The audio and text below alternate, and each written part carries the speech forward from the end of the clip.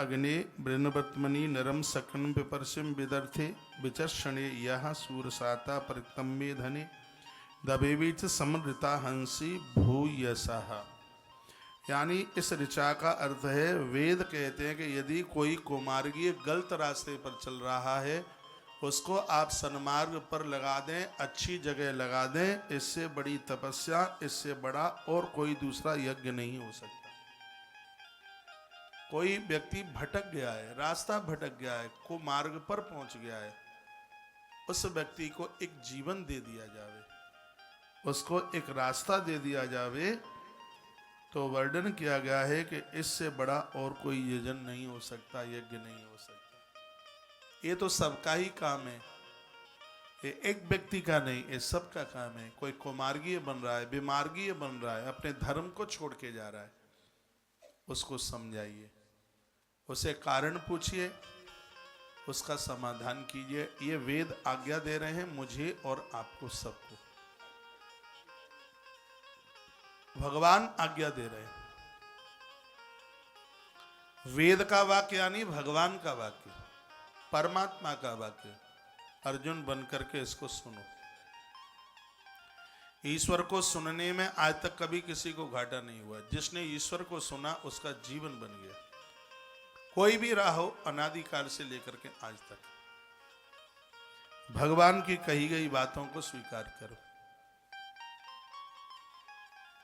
आपके ही घर में, परिवार में, रिश्तेदारी में से बहुत लोग हैं जो गलत रास्ते पर चले गए। इसमें एक नीचे के मंत्र में एक बात और कही गई है, वो बड़ी अद्भुत है। कहा तुम लोगों को सुधार नहीं सकते तो लोगों को बिगाड़िए तो मत।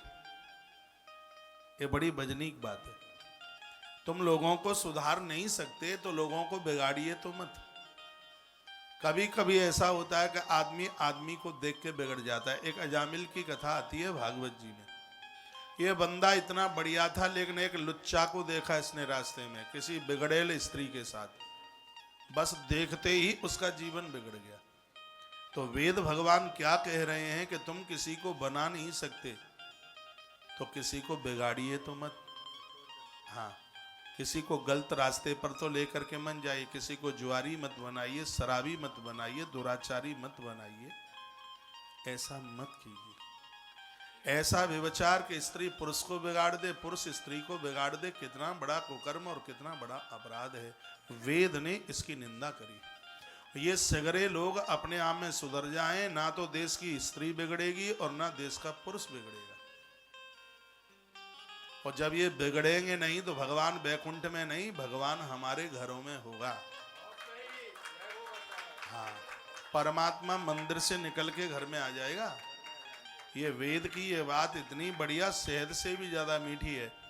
इसमें लिखा है कि तुम किसी को सुधार नहीं सकते तो किसी को बिगाड़िए तो मत। स्त्री के द्वारा पुरुष, पुरुष के द्वारा स्त्री बिगड़े, कितनी घटित घटना है ये, कितनी हीन बात है ये। इस धरती का हर पुरुष सुधर करके रहे तो धरती की स्त्री नहीं बिगड़ेगी, और इस धरती की हर नारी सुधर करके रहे तो यहाँ का पुरुष वर्ग जीवन में कभी नहीं बिगड़ सकता। ये कुछ अश्लील हरकत और उल्टा पुल्टा करें तो इनकी नाक में ठूसे ही ठूसा मारो, तब तक मन छोड़ो जब तक नाक में से नकलेऊ ना गिरे तब तक। हाँ, इतने घूसा मारो नाक में कि नाक पिचक जाए, बिल्कुल अनर्थ करे देते हैं। इन ऋषियों ने कितनी मेहनत करी, भगवान की वाणी ये जीवन जीने के लिए अनादि ग्रंथ वेद उतर के आया। वेद ही भगवान के होने का अनुभव कराता है। जो लुच्चागिरी करे, ऊट पटांग काम करे, भैया वो तो दंड के अधिकारी हैं। बिल्कुल उन्हें क्षमा करना भी एक बहुत बड़ा अपराध है। उसको क्षमा करना ये पुण्य नहीं है, वो ये अपराध है, ये अपराध है। तो ये सूत्र तो मुझे भैया बहुत अच्छा लगा है। इस सूत्र में कहा गया है कि तुम ईश्वर के सेवक हो, तो भगवान के भक्त होने का तो मतलब यह है कि हम किसी को बिगाड़े नहीं। तुम बिगड़ने से नहीं रोक पा रहे हो तो कम से कम किसी को बिगाड़िए तो मत। एक मैसेज में लिख के आया कि हम तो सबको सिखाते हैं, हमारी कोई सीख ही नहीं मानता। चलो ठीक है, हमारी कोई सीख नहीं मानता, हम माने लेते हैं। कोई भी मत मानो सीख, लेकिन हमारे पास तो ऐसी कोई सीख नहीं होनी चाहिए कि हमारी उस सीख से कोई बिगड़ रहा हो, हमारे उस काम के करने से कोई बिगड़ रहा हो। ऐसा तो हम ना करें, हम किसी का धर्म भ्रष्ट तो ना करें, चाहे स्त्री हो चाहे पुरुष।